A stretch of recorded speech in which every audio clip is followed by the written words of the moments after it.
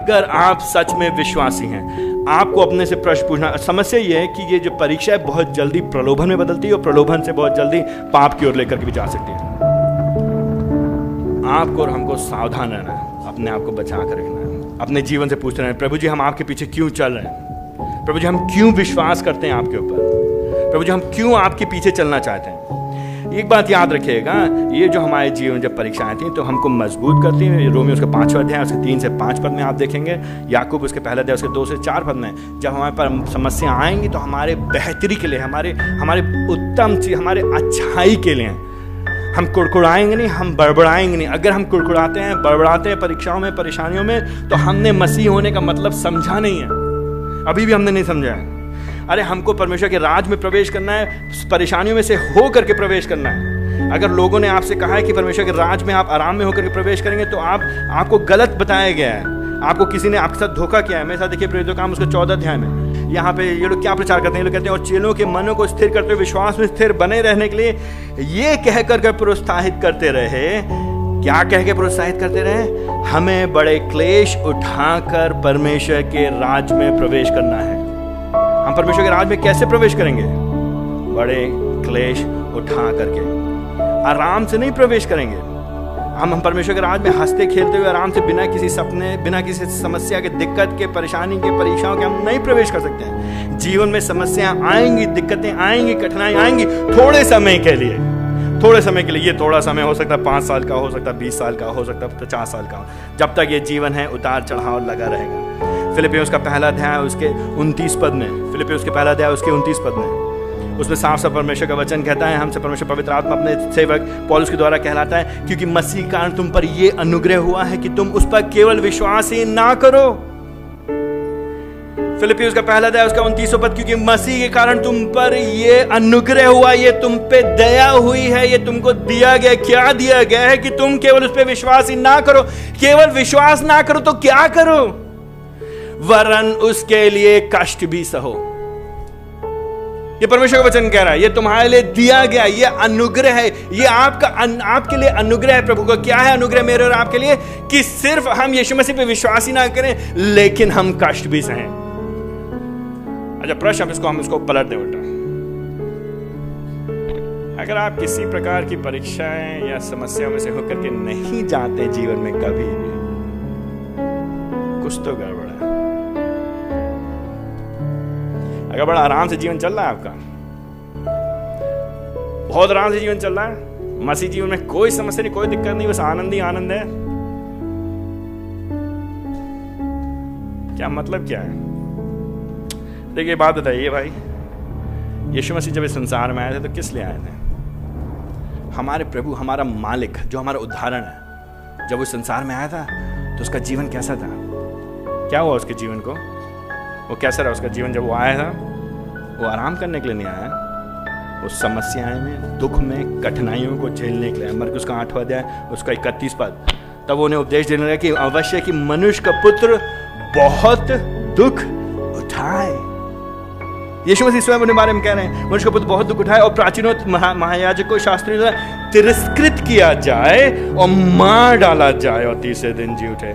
मरकुस का 9वां अध्याय उसके 31 में यीशु मसीह फिर कहते हैं, मनुष्य का पुत्र मनुष्य के हाथों पकड़ा हुआ है, जाएगा, वही मार डालेंगे, मार डालने के बाद वो तीसरे दिन जी उठेगा। मरकुस का 10वां अध्याय उसका 33 पद, मनुष्य का पुत्र, हम यरूशलेम जा रहे हैं और मनुष्य का पुत्र मुख्य याजकों और शास्त्रियों के हाथों पकड़वाया जाएगा, उसे प्राण दंड के योग्य ठहरा कर गैर यहूदियों को सौंपेंगे। 34 पद में ये यीशु मसीह की बात हो रही है। वे उसका उपहास करेंगे, उस पर थूकेंगे, उसे कोड़े मारेंगे, मार डालेंगे और तीसरे दिन उसका जी उठेगा। किसकी बात है यहाँ पे? ये हमारा प्रभु है। क्या हुआ यीशु मसीह के साथ?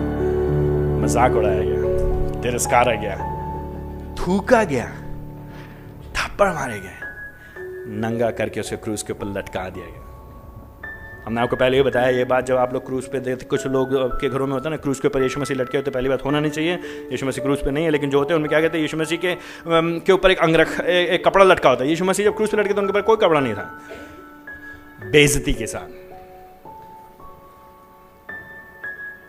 घृणित मौत। जब हमारे मालिक के साथ ऐसा हुआ है तो हमारे आपके साथ क्या होगा? हम क्या सोच के चलते हैं? हम कैसे आशा करके चलते हैं कि सब ठीक रहेगा यहाँ पे? नहीं, हमारे पर आनंद आए, हमारे पर मुश्किलें आएंगी, समस्या आएंगे, लेकिन उनके मध्य में भी हम आनंद मनाएंगे, हम उनमें भी लगे रहेंगे, ठहरे रहेंगे। जब हमारा विश्वास परखा जाएगा इन सारी चीज़ों में, जब हम अपनी दौड़ पूरी कर लेंगे, जो अच्छा काम मसीह ने हमारे अंदर आरंभ किया, जब अंत तक वो पूरा होगा, तो फिर क्या होगा? सातवें पद के आखिरी लाइन में, तो एक दिन जब यीशु मसीह आएंगे, हम क्यों आनंद बनाते हैं? हम ये सोच करके, हम क्या सोचते रहते हैं? यीशु मसीह क्या है? आने वाले हैं। यीशु मसीह आने वाले हैं। एक दिन जब यीशु मसीह आएंगे तो क्या होगा? तो फिर प्रशंसा, महिमा और आदर कारण ठहरेंगे। हम यीशु मसीह के लिए प्रशंसा, आदर और महिमा कारण ठहरेंगे, लेकिन क्योंकि हम ईमानदारी से, विश्वास योग्यता के साथ, उसकी दया में होकर के, उसकी करुणा में होकर के, उसके साथ अंत तक बने रहें, तो उसकी महिमा, उसके आदर, उसके आदर में हम भी सहभागी होंगे। क्योंकि हम उसके साथ हैं, साथ में हम भी उसकी प्रशंसा, उसकी महिमा और उसके आदर के में सहभागी होंगे। कितना सोचते हैं आप इसके बारे में? आपके साथ कितनी बार हुआ है जब आप बैठ के मुस्कुरा रहे हैं क्योंकि आप स्वर्ग के बारे में सोच रहे हैं? आप कितनी बार अकेले बैठ के मुस्कुराते हैं और कहते हैं, प्रभु जी एक दिन आप आने वाले हैं, हमारी मुलाकात आपसे होगी। प्रभु जी जब आप आएंगे सारी समस्याएं खत्म हो जाएंगी। प्रभु जी जब आप आएंगे तो हमारे को आप मुक्ति देंगे शरीर से। प्रभु जी जब आएंगे आप महिमा में आएंगे। प्रभु जी जल्दी आइए। सिर्फ हम गीत नहीं गाएंगे यीशु आ, हम वास्तव में कहेंगे यीशु आ, प्रभु जी अभी आइए आप, प्रभु जी अभी आइए। प्रभु जी आपके लिए हम जीना चाहते हैं। प्रभु जी, प्रभु मेरा जीवन आपके लिए। प्रभु जी, प्रभु आप संसार के मालिक होने के बाद भी आप हमसे प्रेम करते हैं। आपने सब कुछ छोड़ दिया मेरे लिए, मुझ जैसे पापी के लिए आपने सब कुछ त्याग दिया। प्रभु जी आपने मेरे लिए क्रूस पे अपनी जान दे दी, मेरे लिए, मुझ जैसे तुच्छ व्यक्ति के लिए। प्रभु जी मेरे पापों के बाद भी आपने मुझे अपने से गले लगा लिया। प्रभु जी एक दिन आप मुझको लेने के लिए आ रहे हैं। प्रभु जी मैं उस दिन के लिए जीऊंगा। प्रभु मेरी आंखें उस दिन की ओर लगी। प्रभु इसके लिए नहीं जिएंगे। प्रभु हम ये छोटी चीजों के लिए नहीं जिएंगे। अभी भी हम किसके लिए जी रहे हैं? अभी भी आपके जीवन में किस चीज के लिए आग लगी रहती है? अभी भी कौन सी चीजें आपको खुशी देती हैं? मिट्टी के खिलौने खुशी देती हैं हमको, मिट्टी के खिलौने, और सर्टिफिकेट चाहिए, और गाड़ी, और कपड़ा, और मकान, और बढ़िया शादी, बढ़िया लड़की, बढ़िया बच्चे, बढ़िया नौकरी, बढ़िया मकान। ये मिट्टी के खिलौने खुशी देते हैं या खुशी देती है हमको कि हम प्रभु को महिमा में देखेंगे?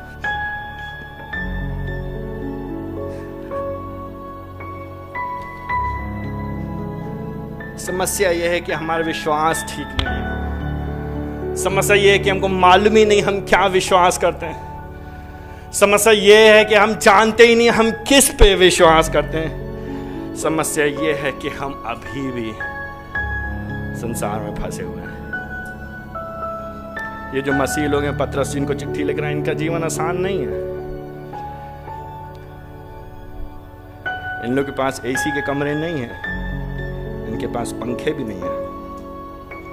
इनको समाज में तिरस्कृत निगाह से देखा जाता है। इनको नीची जात से भी खराब समझा जाता है। इनको लाल बत्ती नीली बत्ती की गाड़ी नहीं मिलती है। इनको शादी में अपने बुलाने के लिए, कोई न्योता देने के लिए, कार्ड देने के लिए मरा नहीं रहता, आता नहीं है कोई। इनके घर के बाहर लोग आकर के सलाम नहीं ठोक के जाते हैं, बल्कि इनके घर के बाहर लोग थूक करके जाते हैं। ऐसे लोग आनंदित हैं।